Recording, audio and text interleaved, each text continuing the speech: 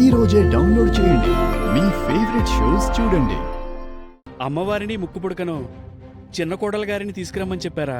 మరెందుకమ్మా మమ్మల్ని అనవసరంగా కంగారు పెట్టారు? చాలా భయపడిపోయామమ్మా. కల్లోలం అయిపోతామని అనుకున్నాం. చూసారా, అసలు విగ్రహాన్ని ముక్కు పుడకను అవనితో నేను. వేదా, నువ్వు ఆగు. రావాల్సినవన్నీ వచ్చేసాయి కదా, ఇక పూజ దగ్గరికి బయలుదేరతాం. రావాల్సినవి వచ్చేసాయి, కానీ అమ్మకు దక్కాల్సినవి దక్కలేదు. ఏమంటున్నారమ్మా మీరు? ఏం లేదులేండి.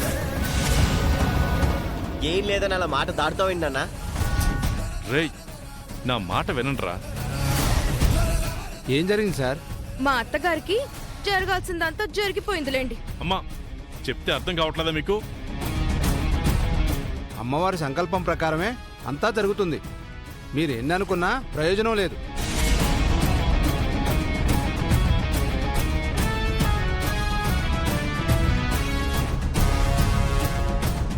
అత్తయ్య, అమ్మవారిని తీసుకోండి. ఇక్కడ దాకా తీసుకుని వచ్చి ఇప్పుడు చేతులు మారడం ఎందుకమ్మా?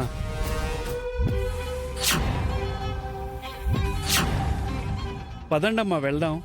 చేతులు మారితే తప్పే ఉంది పూజారి గారు. ఎప్పుడు వేదవతి గారే తీసుకుని వస్తూ ఉంటారు. ఈసారి మీరు తీసుకొచ్చారు. అందులోనూ మీరిష్టమైన కోడలు వేదవతి గారు కాదంటారా? వేదవతి గారు ఏమీ ఫీల్ కారులేండి. మా అమ్మ ఫీలింగ్స్ కూడా మీరే చెప్తారా? సమయం అవుతుంది, పదండమ్మా. అవని గారు, పూజారి గారు చెప్పినట్టు చేయండి. ముందుకు నడవండి.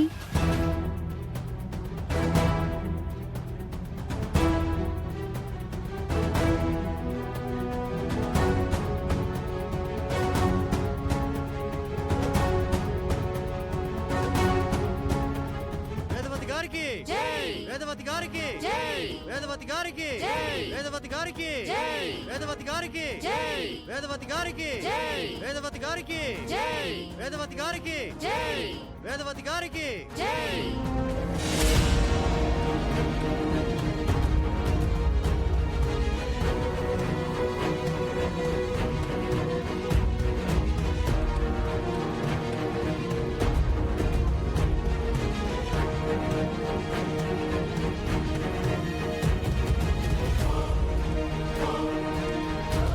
ఇక నేను బయలుదేరుతాను.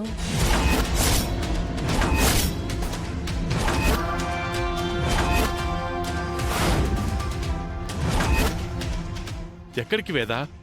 ఇంటికి. ఇంకా పూజ మొదలు కాలేదు, అప్పుడే బయలుదేరతానంటావేంటి? ఉండాలనిపించడం లేదు. అలా అంటే ఎలా అమ్మా? నువ్వు లేకుండా పూజ ఎలా పూర్తవుతుంది? జరిపించాల్సిన వాళ్ళు ఉన్నారు కదా.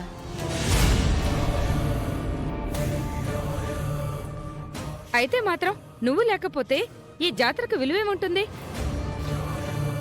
మీరేం మాట్లాడరేంటండి? మేమేం మాట్లాడతామమ్మా? ఇక్కడ దాకా వచ్చి వెనక్కి వెళ్ళకూడదని వేదవతి గారికే ఉండాలి కదా.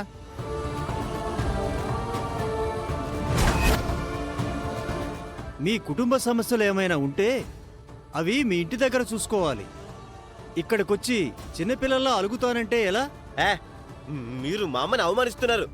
వేదవతి గారంటే మాకెప్పుడూ గౌరవమే. అలాగే చిన్న కోడలు గారన్నా గౌరవమే. ఎందుకంటే ఎన్నో సందర్భాల్లో మమ్మల్ని ఆదుకుంది. వేదవతి గారు ప్రసాదం తయారు చేయలేని పరిస్థితిలో కూడా అవని ప్రసాదం తయారు చేసింది. చూడండి, నేను గాని నా కుటుంబ సభ్యులు ఇంకెవరైనా గాని ఎంత చేసినా ఏం చేసినా అవన్నీ తక్కువే అవుతాయి. మా అత్తయ్య చేసిన వాటితో పోల్చుకుంటే చిన్నవవుతాయి.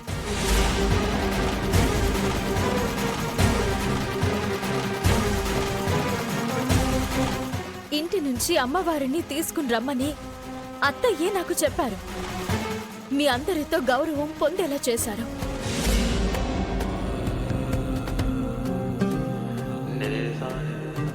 మాలో ఎవరికైనా పేరు ప్రఖ్యాతులు వచ్చాయంటే అది మా అత్తయ్య వల్ల మాత్రమే.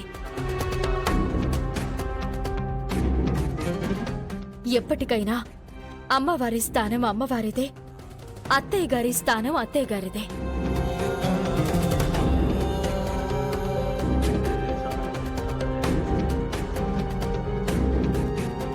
పొగడ్తలను జేజేలను అహంకారంగా మలుచుకోకుండా, గౌరవాన్ని గర్వంగా మార్చుకోకుండా, పరువుని పొగరుగా మార్చుకోకుండా ఎంత బాగా ఎంత చక్కగా చెప్పారు అవని గారు. మీరు గ్రేట్. ఏంటే నువ్వు పార్టీ జంప్ అయిపోయావా? ఉన్నది ఉన్నట్టుగా మాట్లాడాను, తప్పేముంది? అందరూ కలిసి గ్రానీని ఇబ్బంది పెడుతున్నారు. పెద్దావిడ గారు, నా మాటలు మీకేమైనా ఇబ్బందిగా అనిపించాయా? లేదులే. లేదంట. మరి నీకు ప్రాబ్లం ఏంటంట? ఇక మీరు ఆపండమ్మా. పూజారి గారు, మీరు పూజను మొదలు పెట్టండి. ముహూర్తానికి మరి కాస్త సమయం ఉందయ్యా. ఈ కార్యక్రమం అయ్యే వరకు ఎవరూ మనసులో ఎటువంటి ఉద్దేశాలు పెట్టుకోకుండా జాతరను విజయవంతం చేయాలని కోరుకుంటున్నాను.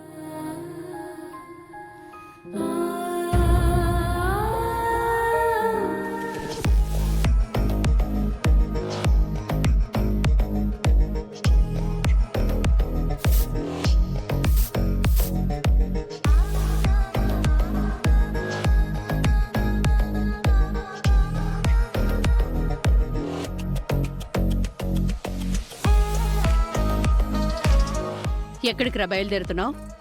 అవని దగ్గరికమ్మా.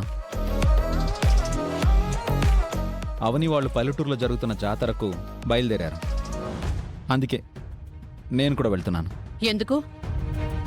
పనుంది. ఏం పని? పల్లెటూరులో జనాలందరి ముందు వేదవతి కుటుంబం అవనికి చేస్తున్న అన్యాయం గురించి బయటపెడతాను.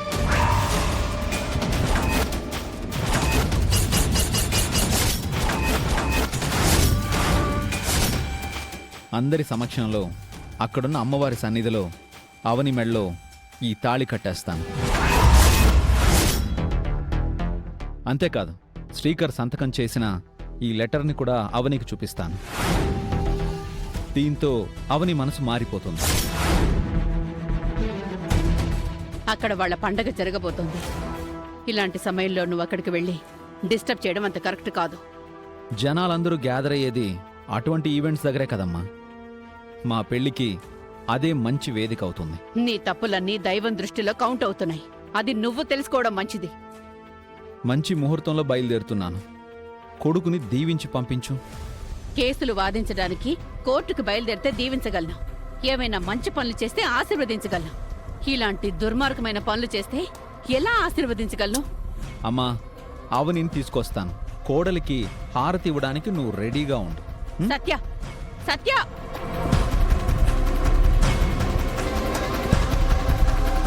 రే సత్య!